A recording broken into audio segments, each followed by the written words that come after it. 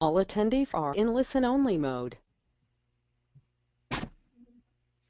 Welcome to the Exploring Business Education Technologies webinar. This is the third education webinar leading to our upcoming Emerging Issues Forum. Next slide.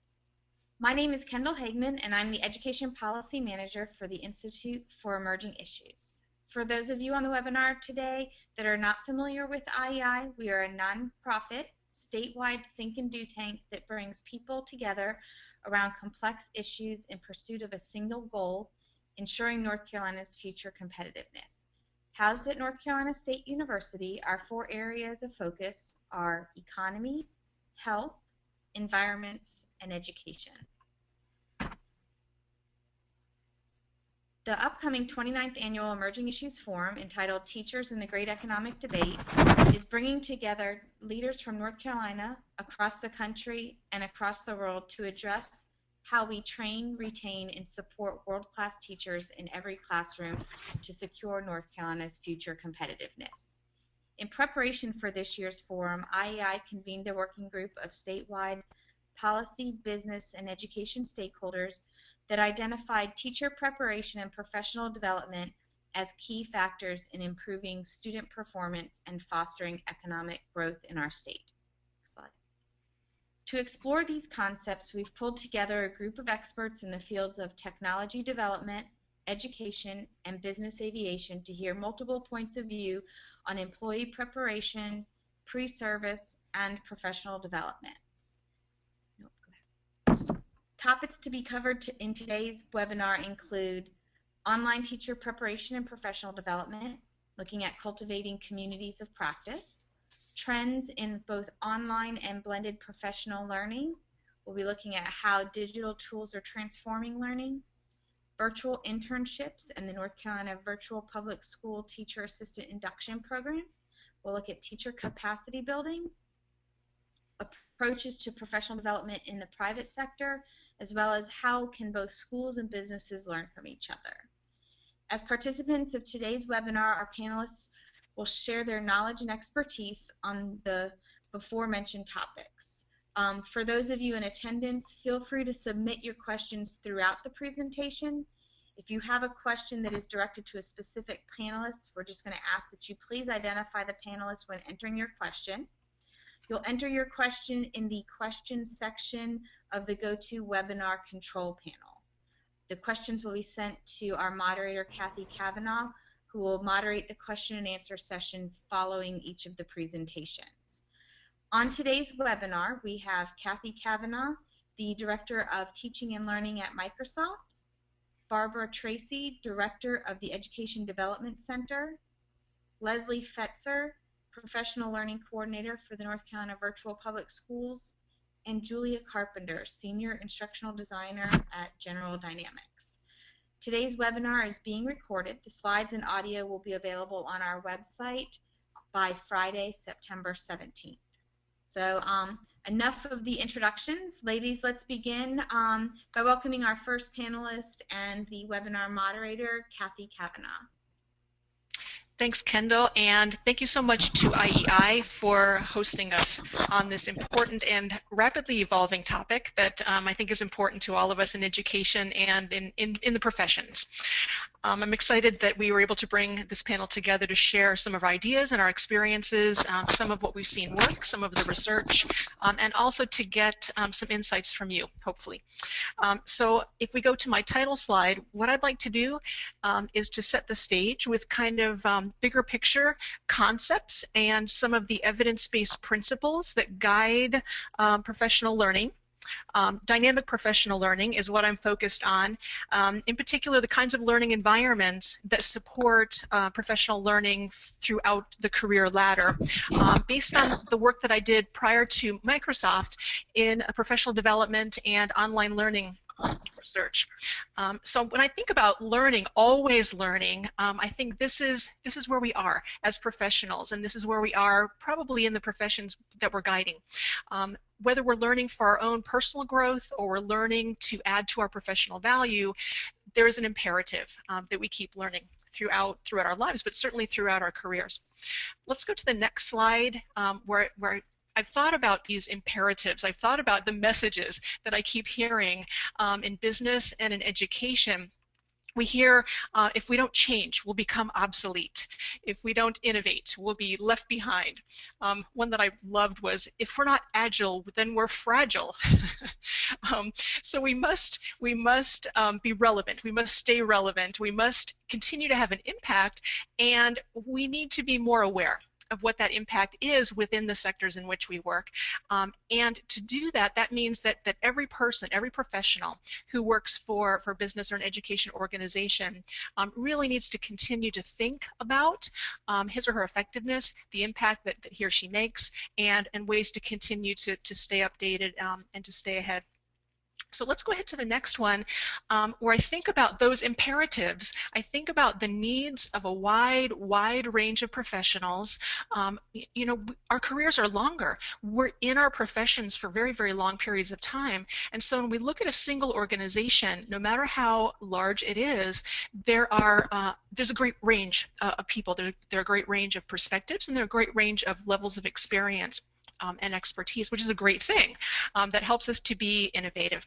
But that's also a challenge in trying to create professional learning experiences and professional learning environments.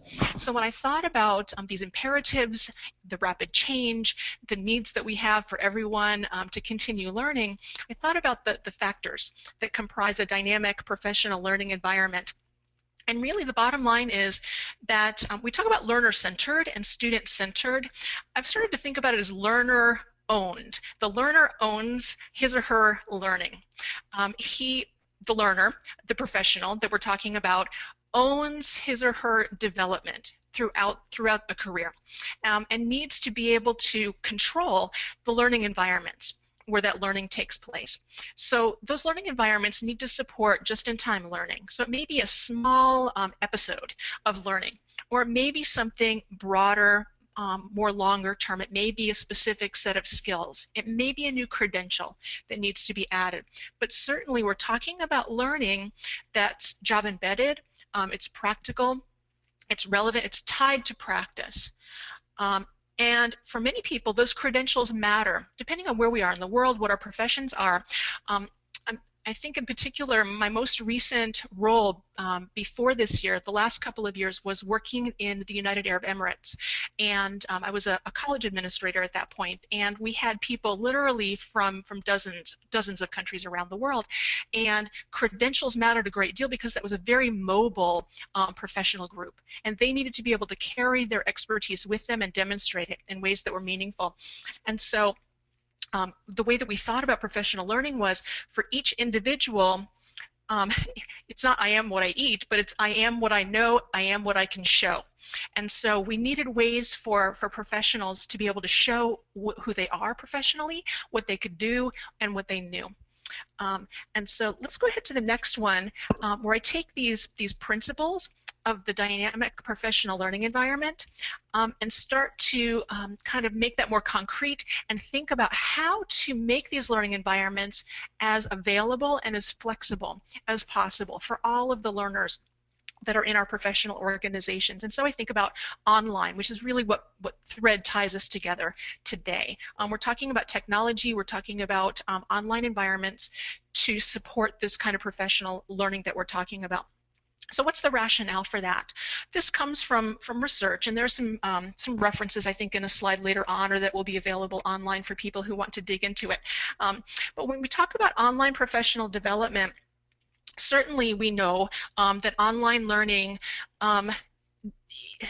it expands our communities of practice. You know, we may be in large organizations where we've got great communities available to us, but we also may have needs to connect with others who share our problems of practice or who share innovations that we want to learn from. So we need to be able to expand that community of practice. So we're reducing isolation by using these online learning environments, and we're also increasing then the potential for innovation because we're expanding the pool of ideas that are shared and the ability to build on those ideas and continue innovating. So I mentioned job-embedded professional development, and if someone has continual, anytime, anywhere access to their professional learning, then they can embed what they're learning in their practice immediately. at the time that they're learning. So they can be joined. The learning and practice can be joined much more closely. Certainly we're able to build communities. We're able to bring in people who are new to our professions immediately. We don't have to wait for the next workshop or event or conference. They can be brought into the community, inducted immediately. And then they can be contributors to that community. So it's ongoing. But it also, what I'm talking about is not inhuman, it's not non-facilitated, it's not non-community, it's very much rich in community. And I think it kind of elevates the role of the human interaction, the community. So we're talking about environments that enable us to think and to learn and to do that together, to bring all those strengths together so that we can apply and reflect. Let's go ahead to the next one, where I found some principles that I thought were nice guidance for communities. So these are principles for cultivating general communities of practice from Wenger and his colleagues. And I think they fit very well with online professional development communities. And so I looked at those 7 principles and thought about the forms that they take when we apply them to online professional development communities. And I won't go through all of them, but I wanted to point out a few. So as professionals, we have networks. We bring networks from our previous roles, we bring our professional networks with us, and then we join new networks, and we're able to combine them through the power of the online communities. And as I mentioned before, we're able to bring new members into the community right away. We can also scaffold everyone from where they are forward because of the strength of what we're able to bring into those networks and to sustain it. And the networks are flexible, so we can have formalized and informal sorts of learning experiences, and we can have the kinds of spaces that we need for the work that we want to do, whether they're small and intimate forums or they're larger, like this, larger webinars, larger sharing spaces. But they can certainly be performance-based. So by participating, we're engaging and we're active. And we may be bringing examples from our practice to share. So it's absolutely both a community and practice. So to me, these online communities that are flexible and have a variety of spaces and a variety of purposes are truly communities of practice, because they're also communities in practice. They don't exist separately.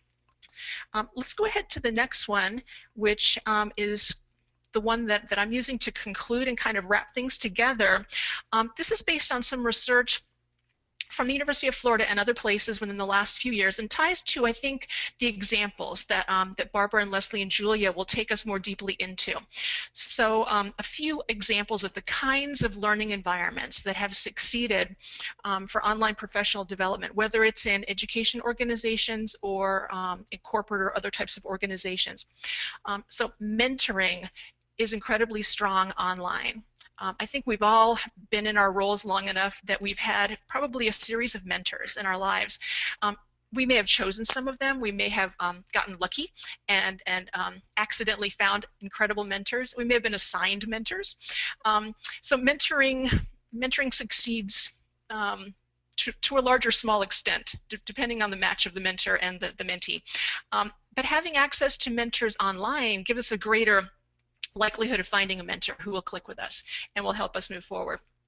And there are many, many ways that online systems can help us with mentoring. Then I talked about more formalized kinds of learning experiences, the kind that might lead to a credential. So certainly we don't want to rule out those kinds of experiences in the online environment, but we have access to more of them. MOOCs are an example. You know, people have a range of opinions about MOOCs.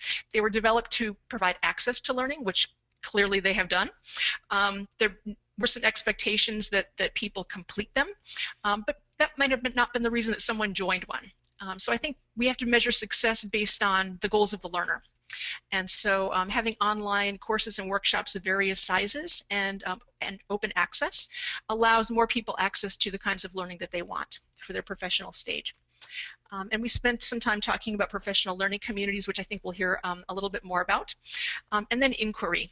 So formalizing what a learning experience means to an individual through inquiry processes like action learning, action research, inquiry-based learning, the kinds of approaches that are more and more being integrated into the kinds of work that educators do and that others do as well.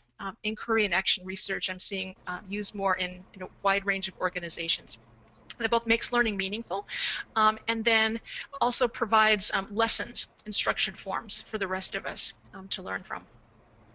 So we'll dive more deeply into a lot of these examples, and we'll kind of touch on a lot of these principles as we move forward to the next speaker. So the way that we've organized the flow today is that we wanted to start more broadly here at the beginning with some concepts and principles, and then become more specific so that as we move through the remainder of the hour, you've got some details, some guidance, some cases that you might use to build and adapt for the kind of work that you do. So it looks like we've got plenty of time. We're doing really well, and so it looks like we'll have some great dialogue when we get through. So I want to bring in Barbara, who will be diving more deeply into professional learning from her great expertise and long experience working with professional development. Barbara. Okay. Thank you so much, Kathy, and thank you, IEI. Very exciting to be here, and really loved your overview, Kathy.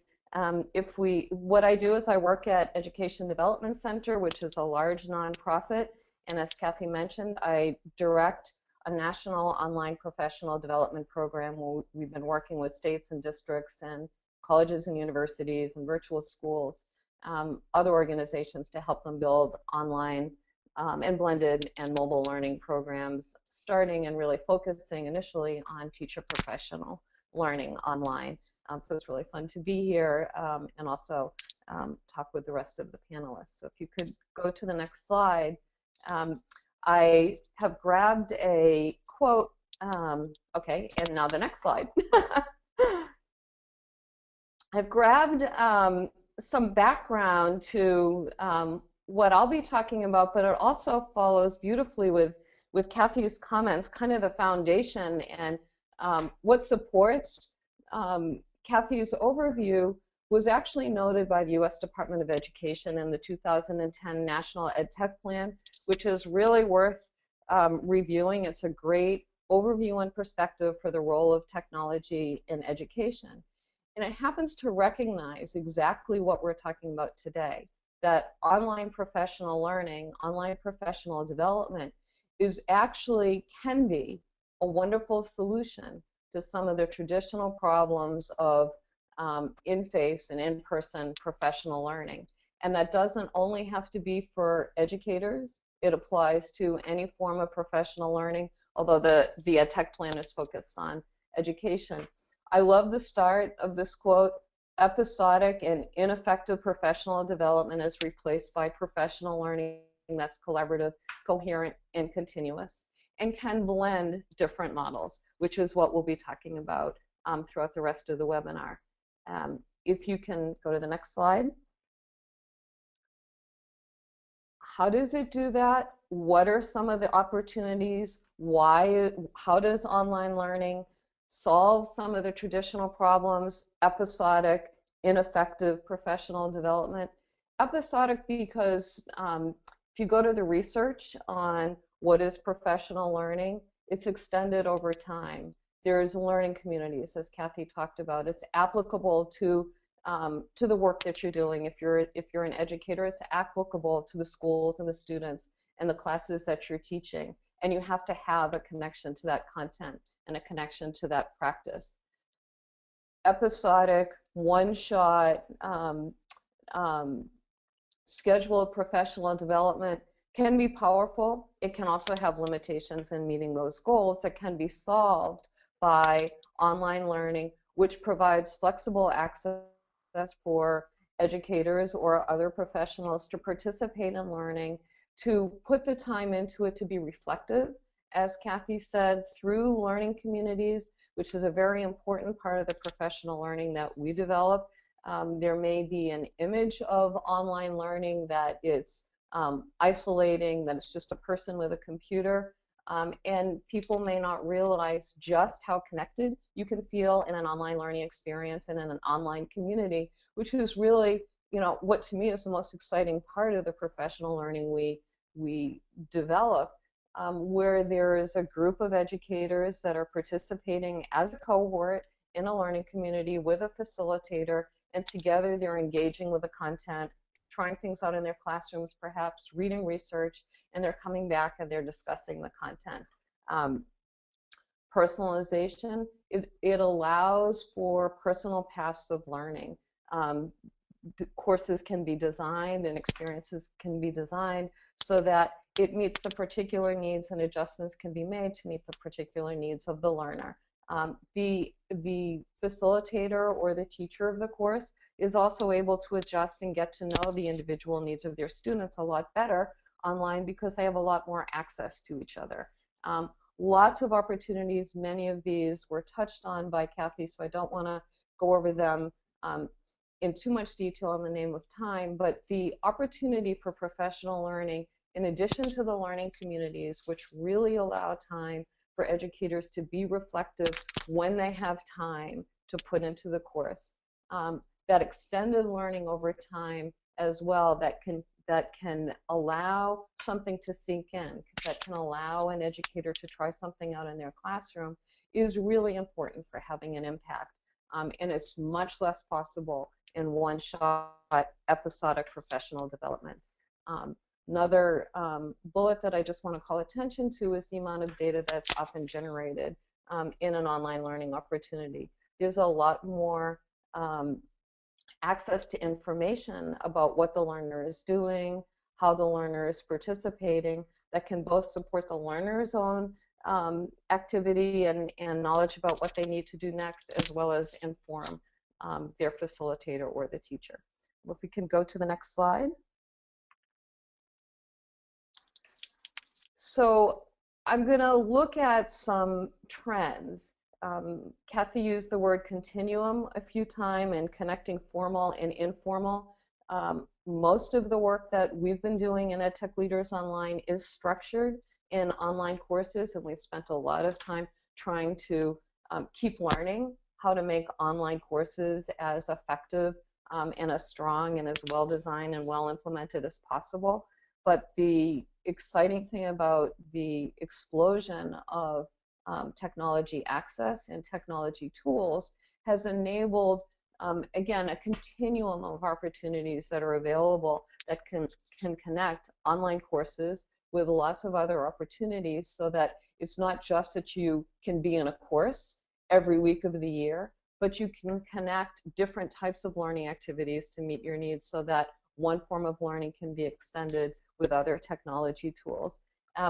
This is just an image of a really fun, it's actually a dynamic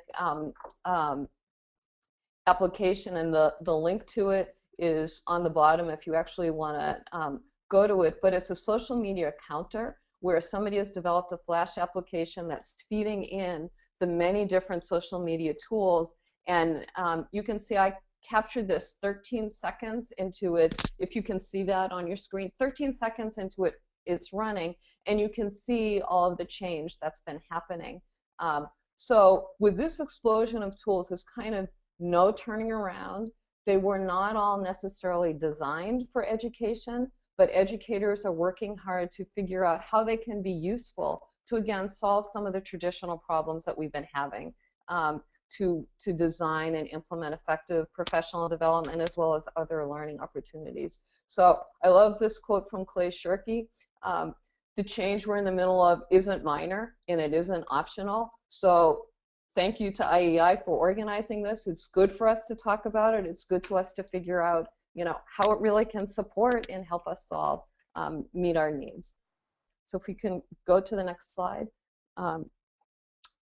When I think about professional development and online professional learning, I always go back to this quote from Alvin Toffler, who talks about the illiterate of the 21st century will not be those who cannot read and write, but those who cannot learn, unlearn, and relearn. This is so important when we think about professional learning for educators, and it's why online professional learning is so powerful, because it engages professionals in learning in a different way. So it kind of opens up their mind to new ways of teaching and learning and new pedagogical approaches just because they are in that environment. And one quick story, when we train online educators to be online facilitators to teach their own courses to their colleagues, and they're learning the kinds of inquiry-based approaches to lead online discussions, they realize those kinds of techniques that we use online are very applicable if they're teaching in a classroom in the day job. They're very applicable to their day job skills for developing inquiry-based discussions. And they tell us time and time again, they did not get trained in those 21st century skills in their pre-service program the same way as the training to be an online facilitator helps them develop those skills. So if we can go to the next slide. I've captured just a few trends. I talked a lot about the courses that we teach, and I've got that on another slide, but I've kind of divided up 4 different trends in online professional learning. The first being social networks and social media.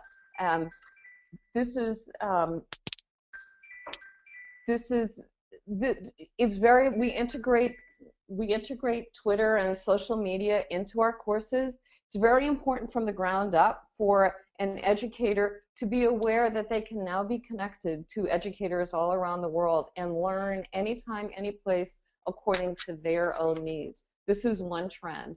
Personal, connected learning, finding the things that you need by connections through various forms of social media. Next slide. So I know my time is almost up. Trend number 2 is courses. I've talked a lot about online courses. Courses are very important because they can address a targeted, specific topic that a school district, that a school, that an organization may need to provide particular professional development on. I've captured 2 of our courses, Common Core and Math, Leading Schools in a Web 2.0 World. One thing I want to call attention to here is both of these topics are topics that may be important to a particular local school, but they're also important all across the country. So that's where online learning becomes scalable, because we can disseminate this kind of content anywhere and make it useful. And that's one of the powers of online learning. Next slide. Kathy talked about learning communities, and we have found that you can have a formal course and then the learners want to stay together and keep learning. The content may have ended for the formal course, and you can use online tools to continue to extend that learning in learning communities. This is an example of one we developed after we train online facilitators. They can then be an informal community to keep learning. Another kind, it's something that's community driven, it's informal, but it's got a purpose that everybody has bought into. And the last, next slide, almost last one. Kathy mentioned MOOCs, and that's just one other trend in online learning. You kind of, for those of us who've been in online learning for a long time, now it's everywhere. After we used to try to let people know this is important and try to convince them, it's now kind of hard to miss. We are still trying to figure out what exactly MOOCs are doing. I love this slide because it tells you what MOOC stands for, massive open online courses. And if you look at the quote underneath, it says every letter is negotiable, because in fact they're developing in so many different ways that there are, that MOOCs are not all massive, they're not all open. They may not even be online because some people are using the content in face-to-face classrooms, and they may not even be formal courses as we know them. They may be used in more informal ways. But it's a very interesting, broad trend that's an important thing to watch. And if we just go to the last slide, I've captured one quote from a teacher that was trained to be an online facilitator and an online course developer. And if you really think about why online professional development is important and technology trends, this was just something that she sent after she realized that teachers in her state were actually taking courses for credit that she had learned how to write for professional development courses.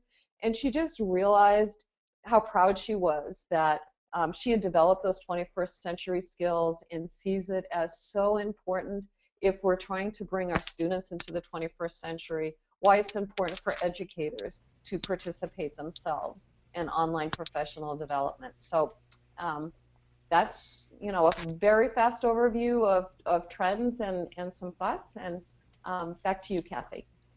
Thank you so much. This has been a great illustration of the trends that we see broadly, made concrete and having such a strong impact through the many educators that you serve in your programs. And I'm grateful that I've known you and been able to see how your program has developed over time.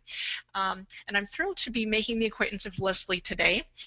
Leslie will take us a little bit more deeply into one or two specific forms of professional development online. And I think that while many of us may not work in public schooling or virtual schooling, I think we'll be able to see many ways that the examples that she shares generalize to the kinds of work that we do. So Leslie, please help. Thank you. Thanks for having me today. So in my role as professional learning coordinator, I oversee our teacher induction process. And about 125 to 200 teacher assistants, as we call them, participate in the teacher induction process each year. And the TA induction process was started because we were seeing teachers applying who came to us with expectations about online learning based on online courses they had taken, usually in grad school, and there was a real sense of managing learning rather than teaching. So when they started with us and they saw our expectations, it was quite a shock, much more than they were ready for as far as time commitment and what we asked of them. So in order to sort of help the teachers become more prepared, we created the TA process. They really have a good idea now of what they're getting into when they're done. If you want to go ahead to skip 2 slides ahead. There we go. So today I'm just going to briefly share the structure and format of our TA process, a quick overview of some of the content covered and some of the outcomes we're seeing as a result. The NCVPS teacher assistant is someone that has a North Carolina teaching license and has at least 4 years of teaching experience in the classroom. Most TAs are currently still classroom teachers and plan to remain so. But a lot of them, others, not a lot because most again are in the classroom, but others are guidance counselors, principals. They may be graduate or postgraduate students or moms or dads that have chosen to stay home with small children, or even teachers that have retired but aren't ready to leave teaching entirely. So if you'll go ahead, I'm going to begin with our structure and format.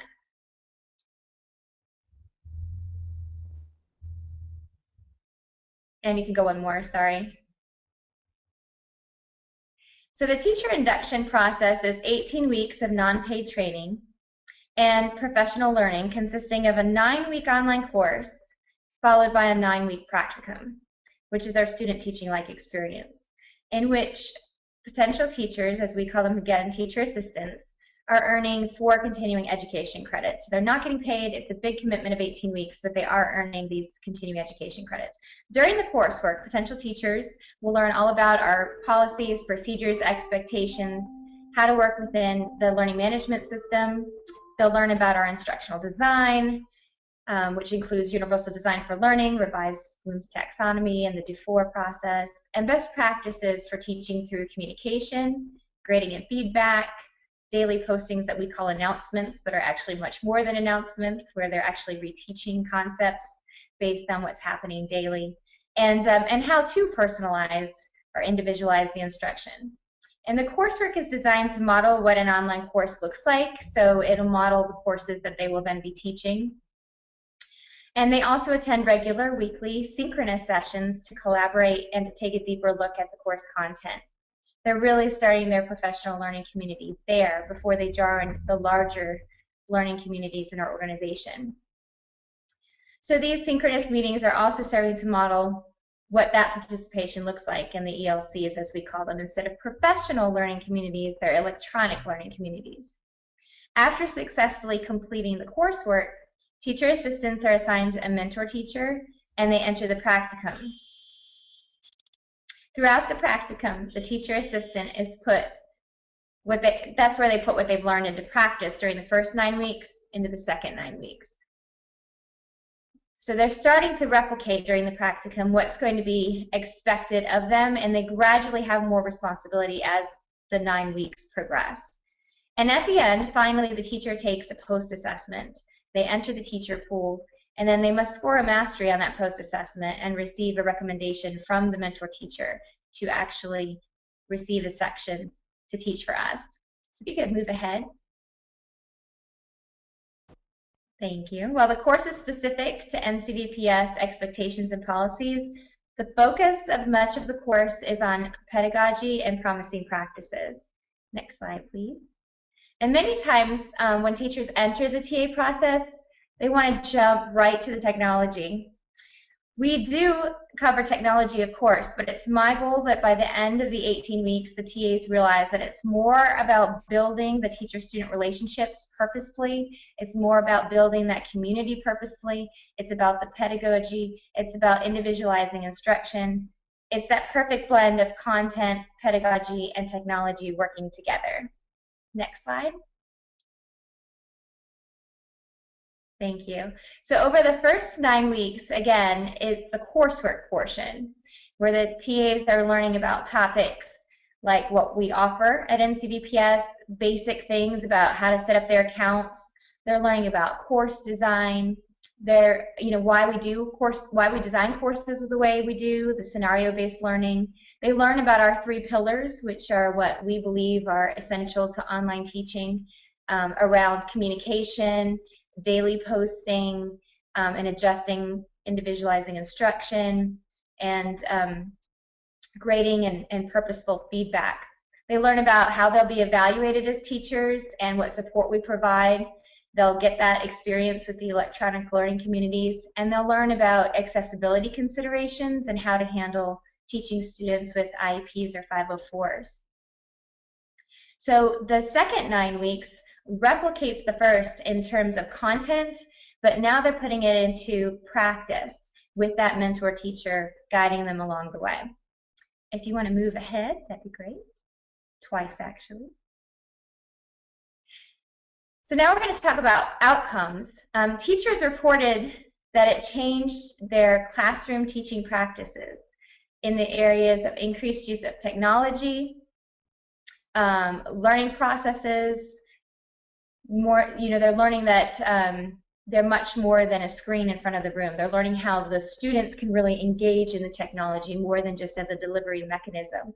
But this is one question on the evaluation that appears at the end of our process, and it's training received during the TA assistant process has changed the way I teach in my face-to-face classroom. Amazingly, 89% say yes. I wasn't too surprised by that, but it was exciting to see it, because it definitely seems to be the trend I hear over and over again.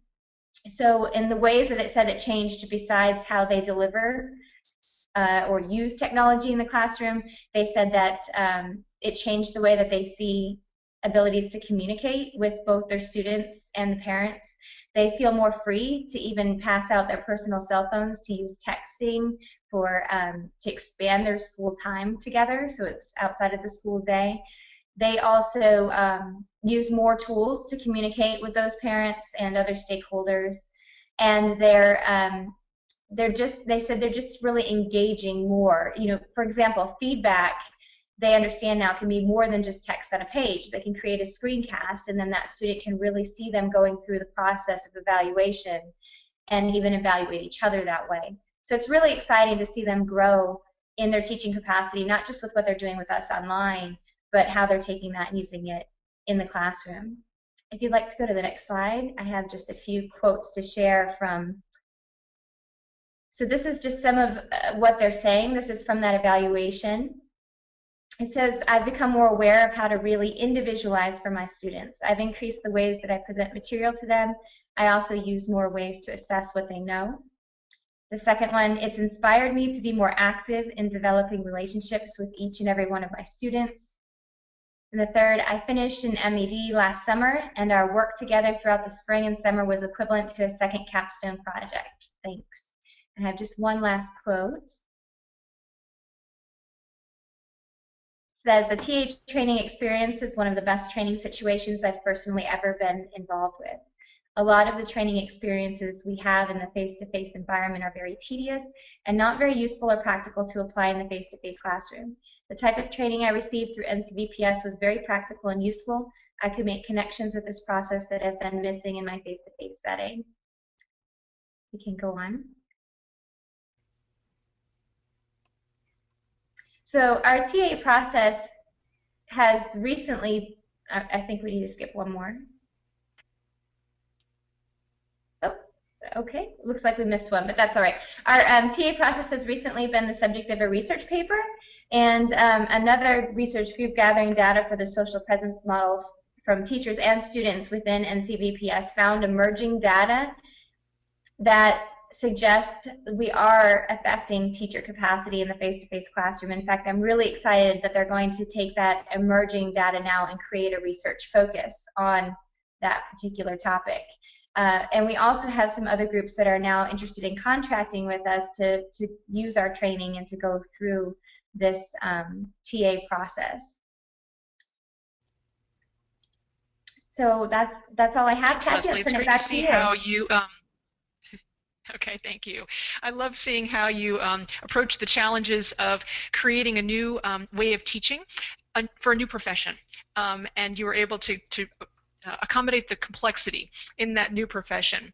I think Barbara also showed us how complex skills are developed in online professional development, and complexity is present in different ways outside of the education profession. And so we'll hear from Julia in a moment how she addresses professional learning in a completely different environment. I want to remind everyone quickly, if you have questions, to submit them under the control panel questions area, so that after we hear from Julia, we'll be able to discuss some of the issues that are on your minds. Thank you. And Julia, I'm thrilled to have you here. I've worked with you for a long time, and it's exciting to see how you use your instructional design skills, and you do address some complex learning in some really efficient and creative ways. Please. Thank you. Can everybody hear me? Can you hear me? Yes. Oh, great. Okay. And thank you for inviting me to join you. I'm, as the slide said, I'm in a different field right now. I have been in education, but right now I'm working for a government contractor called General Dynamics Information Technology. And just a little bit of background about what we do, and then I'll address how we use online and blended learning to train those who work here and also some of our customers. So General Dynamics Information Technology basically is a government contractor, and we design training solutions for government agencies. So a lot of government agencies out there, like the Veterans Benefits Administration, the FBI, the Defense Acquisition University, are all aware of the advantages of online and blended learning, and they are looking for people who are experts. Julia, can we just have you speak up a little bit? I'm sorry for interrupting. Okay, I will speak as loud as I can. So that's perfect. You sound great. Okay, thank you. Great. So as I was saying, we are a government contractor, which means that we design training solutions, and a solution could be, and we do an analysis to make sure training is the solution, because a lot of times there are other factors. Instructor-led training, web-based training, blended training for government agencies. As I was saying earlier, agencies such as that you hear in the news all the time, the Veterans Benefits Administration, the Defense Acquisition University. A lot of people are not aware that a lot of government agencies are using online training as one of the the foundations of training for their employees.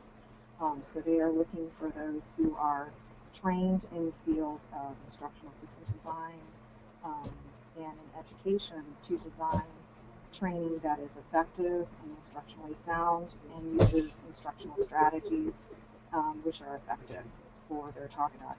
So that's basically what we are tasked to do here. So we do a lot of that, and I've had experience designing a lot of that type of training. I think Kathy was suggesting that I talk about how we are a training organization. So how do we train those who work here. And I think the next slide is about, we do have a couple of different types of employees that are here. And a lot of our employees, it's a small, we're in a small office in Orlando, so we do have a lot of face-to-face employees, but we do have a lot of variety of remote employees as well. So we need training that is flexible enough to meet the needs of those who are face-to-face here and those who are remote. So our new employees, we use a variety of different training, that is standard to our corporation. And we use, there's a lot of online training for things like how to, your time card, electronic time card training, how to, policies and procedures, security awareness, those type of things are taken individually through an online format with assessments at the end, a certificate at the end that you take. And we also have mentoring, both face-to-face for those employees who are face-to-face and mentoring for remote employees. So if you're a mentor of someone who lives in, say, Texas, you have the capabilities to use something like what we're using here, where you do interface online, and you can share screens, you can work with a new employee on sharing the tools, the training of the storyboarding tools, instructional strategies, and you can individually address some issues and concerns one-on-one with that person. So those were the new hires, the orientation we've just done. We have a capability to do that face-to-face with hands-on computers, or to do things like slide sharing through whiteboards and sharing your screen, for systems training, and mentorship, and the hands-on training. That hands-on training is for specific tools. We have our own customized tools that are for storyboarding and different things that we do here to design training. And the next slide talks about advanced, so experience training. This office, we have a whole team of people dedicated to design training, whether it be instructor-led or blended training or online training. So, for example, we have a team of instructional systems designers who are skilled in actually taking the information and designing the training based on objectives. And they work hand in hand with what we call our HPTs, our human performance technologists, who design the practice and the assessments. We also have a team of graphic artists and designers. We have programmers. So all of those different types of employees have the opportunity to have training as a team. So, for example, all instructional systems designers, it would be a person that leads the training on specific issues, such as instructional strategies, or sharing research from a conference, or sharing lessons learned or best practices, or to share some cool piece of courseware, online courseware that's been designed so that we can all learn from that. So remote learners, once again, can log in, and the person moderating can share slides just as we're doing here, and have the capability to participate that way. And those in the office will attend in a classroom, with the projector and the typical, PowerPoints projected. So we're all able to participate in that shared experience as employees. And we also have individual websites dedicated to each team. So instructional system designers, for example, can post and share research articles. They can post announcements.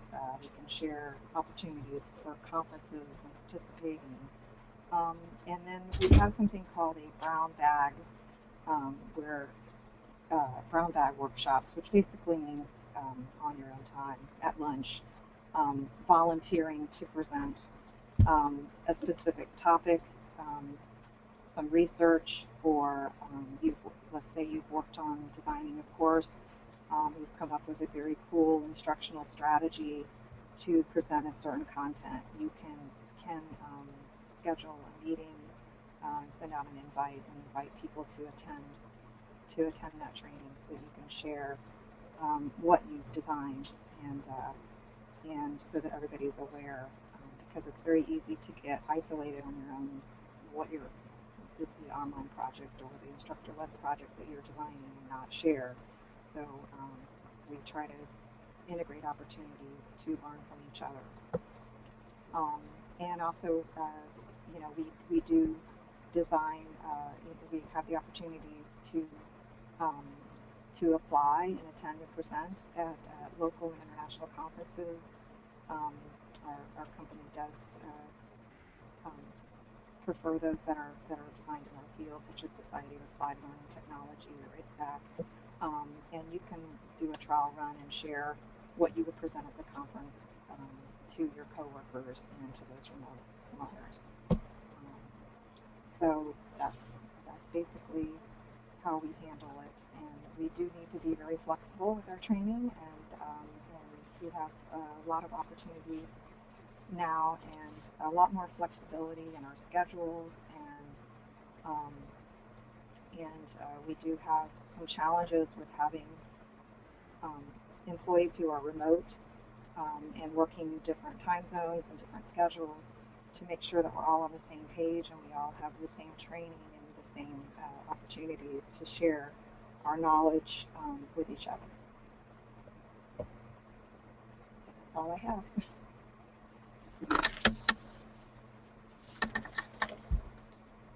Thanks so much, Julia. I'm really glad that you focused on sharing, because I think that's one of the most powerful ways of learning professionally. And it sounds like you've created some mechanisms and some venues for a wide range of sharing, and you were able to scaffold sharing appropriate to someone's level in the organization and the kind of work that they do. And I think that leads us into a question that we had come up a little bit earlier, which related to a group of professionals who might have a preference or really enjoy face-to-face sharing and opportunities to network in the same room with each other and learn from that power of being together. And so let's talk a little bit and share some ideas here of how we can balance the need or the preference to be in a room and to work with each other at the same time, but also to be able to build on that in ways that aren't possible in the room together through the online tools. And maybe Barbara, you can give us an example of either that you've seen or that you've worked with, and then we'll see if Leslie or Julia has an example. Sure. Our discussion about the power of online professional learning does not mean that everybody has to aim to transform everything to the online environment. And there's a reason that blended learning is such a hot topic of discussion and so popular, because when it's possible to combine, as you said, Kathy, online extensions with face-to-face interaction, you know, some research, we of course need more research, is showing that that could be the most effective opportunity. I think online is powerful, particularly when you cannot, when you need to, the face-to-face is not possible.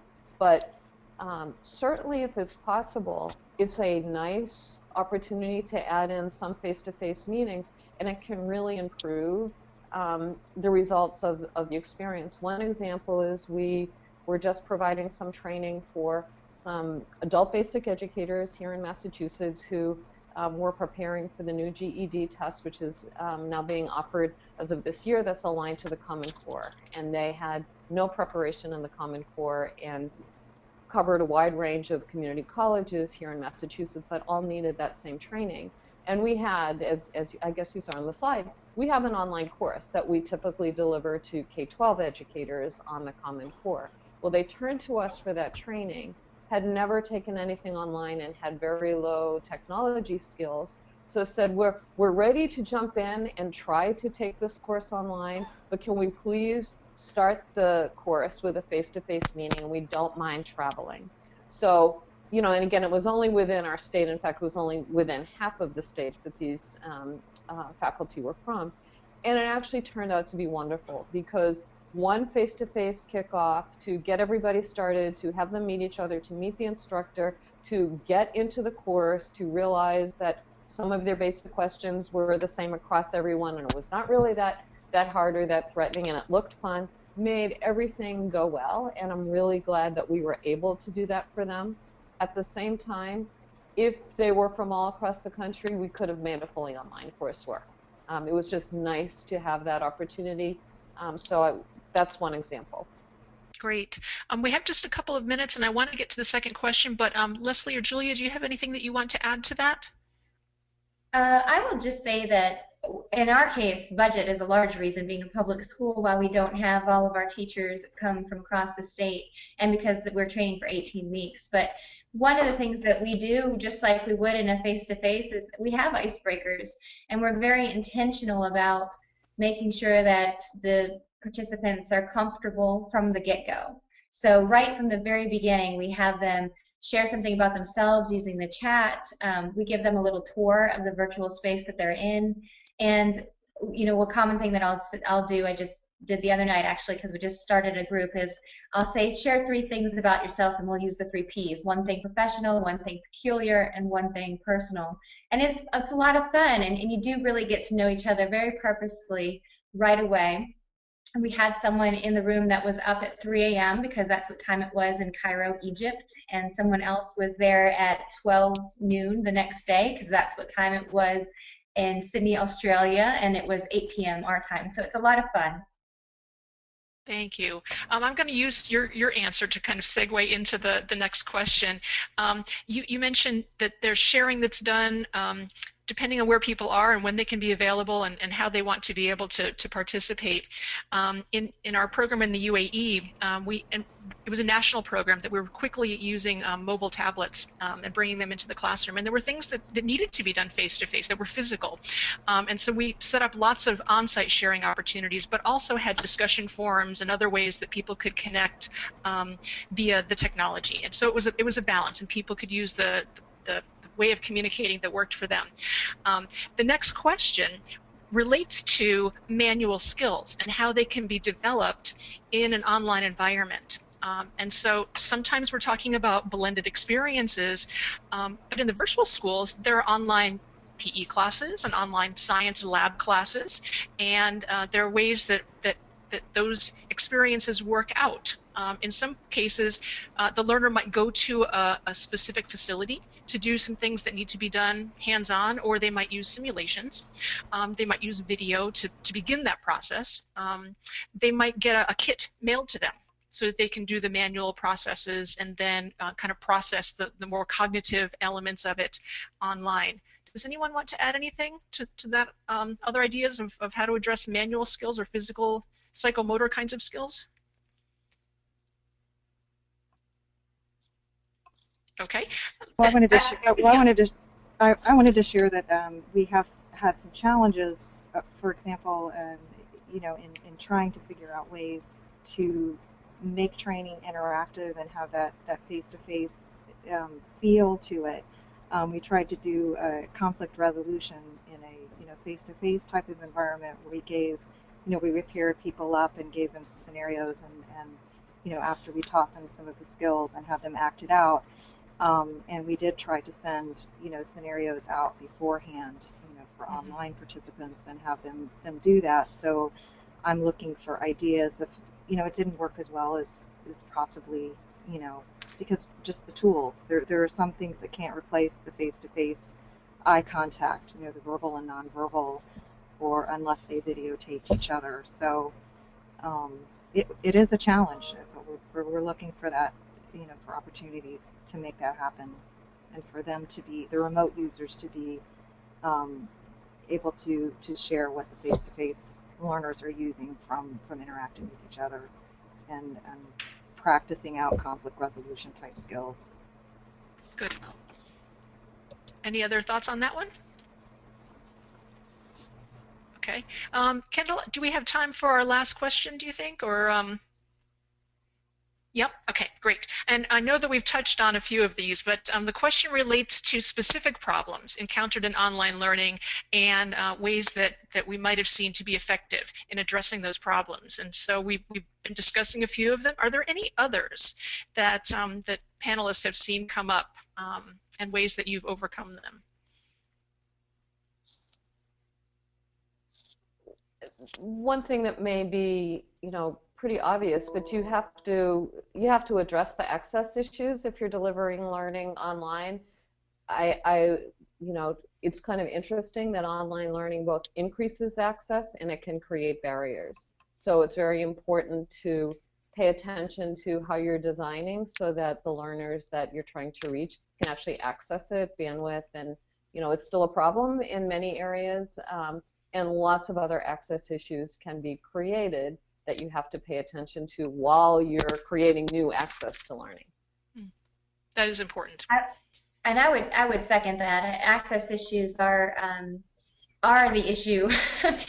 Just there's so many different devices too that someone could be using to connect that you have to be sort of a tech expert yourself if you're facilitating to try to overcome. Somebody can't get into the room, the virtual classroom, for example. So then you start the questions. Okay, Mac, PC, what version are you using, and all of these other things that you sort of have to become your own tech troubleshooter. Good. So those are getting people on board and getting them technically prepared.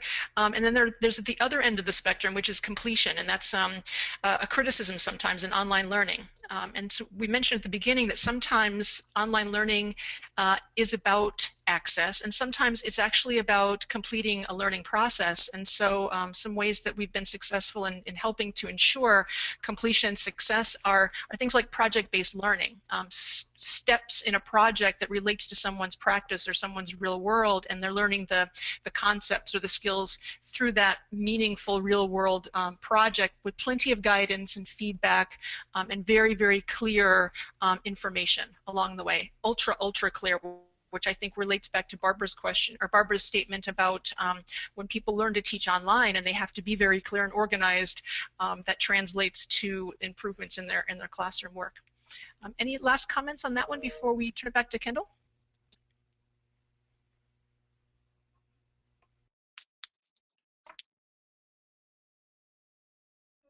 Okay. First of all, I just wanted to say thank you, Kathy, for moderating and serving as a panelist, to Barbara, Leslie, and to Julia for taking the time, and then for, gosh, the amount of information we were able to get out in an hour to everybody who was online was just amazing. So first of all, thank you very much. Greatly appreciated. And to remind those of you online that this webinar was recorded, so you'll have access to the audio as well as to the slides. So if there were slides that had links or information you were interested in, we will have that also. Lastly, just to remind everybody, if you haven't already, to register for the upcoming 29th Annual Emerging Issues Forum, Teachers in the Great Economic Debate. It will be here in Raleigh, February 10th and 11th. We are not exaggerating in saying that registration may close as early as this Friday. We are really excited with how many people we have in attendance. I do know Kathy will be there. Hopefully we'll see everybody else. Just to give you guys some ideas, you can see online the complete list of speakers, but we will have Dr. Pasi Sahlberg from Finland to talk to us about teacher prep programs in Finland. We will have Governor Haslam from Tennessee, as well as Governor McCrory. We will also have Diane Ravitch, Rick Hess, Brian Hassel here to talk to us about their different ideas in how to improve teacher quality across the state. We're really excited to have North Carolina educated Ron Clark to close out our forum, and then a session that I am most looking forward to, that I think everybody will be interested in, is we are doing a teacher town hall moderated by PBS NewsHour and President of Learning Matters, John Marrow. The town hall will be hosted by North Carolina's 2013-14 Teacher of the Year, Karen Dickerson, and it will actually highlight those teachers who have left the teaching profession in North Carolina. So we will get to hear from them and their stories and why they left and what we can do to deter others from leaving. So, and then one last thing to tie in for the webinar, we will be doing our own MOOC, which will be open to forum participants, to educators, school administrators, and business leaders across the state. The MOOC link to register will be available at the forum. As participants of this webinar, we will be sure to get that information out to you all, and the MOOC will start roughly 5 to 6 weeks after the forum. So again, to those online and to you ladies serving as panelists, I just want to say thank you, and we'll see you all in about 3 weeks.